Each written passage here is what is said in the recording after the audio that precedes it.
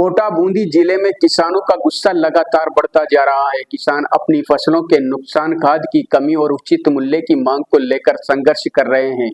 किसानों ने सोमवार को अपनी मांगों को लेकर संभागीय आयुक्त और सांसद लोकसभा स्पीकर के नाम ज्ञापन सौंपा।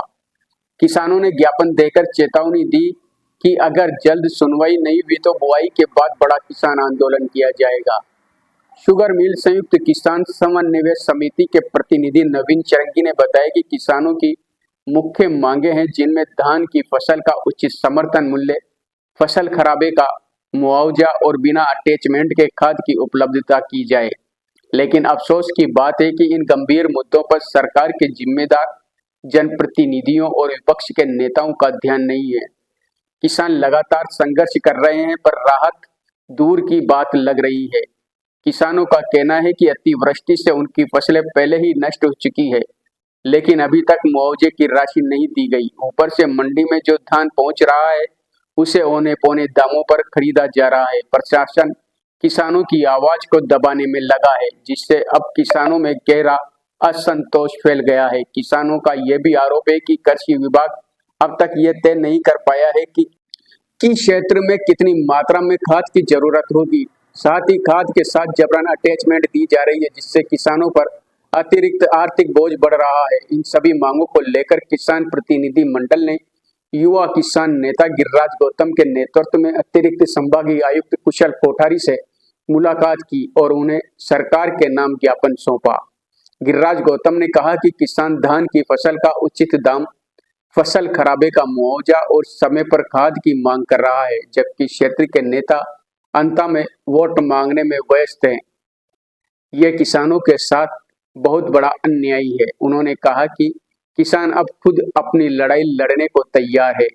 सरकार को बाजार हस्तक्षेप योजना के तहत धान की खरीद करनी चाहिए और बासमती धान को अंतर्राष्ट्रीय टैग दिलाने की दिशा में तुरंत कदम उठाने चाहिए।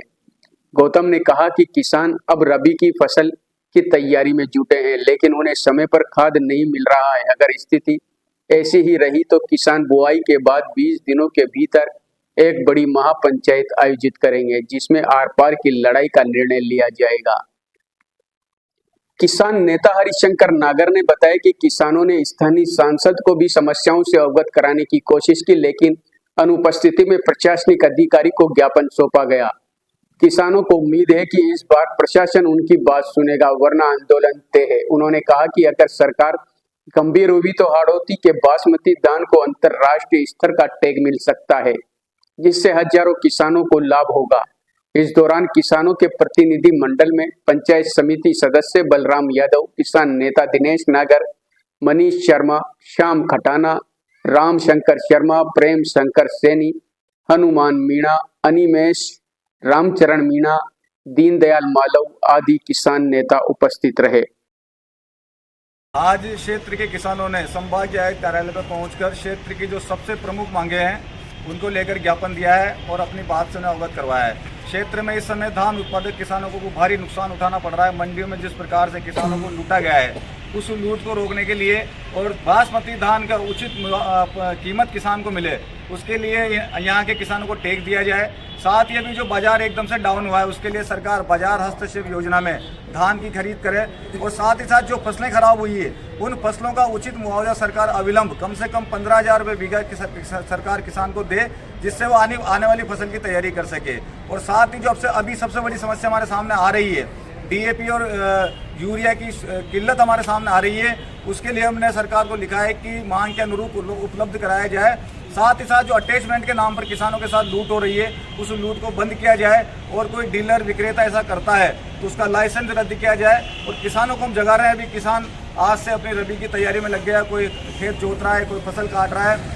1 महीने बाद हम दोबारा किसानों के साथ बैठेंगे और एक बड़ा आंदोलन हाड़ौती की धरती पर बूंदी जिले से शुरू होगा। इस तैयारी को लेकर हम सब लोग लगातार अब तैयारी शुरू कर रहे हैं, लेकिन अभी हमने किसानों को कहा है कि अपने अपने खेतों में काम करें।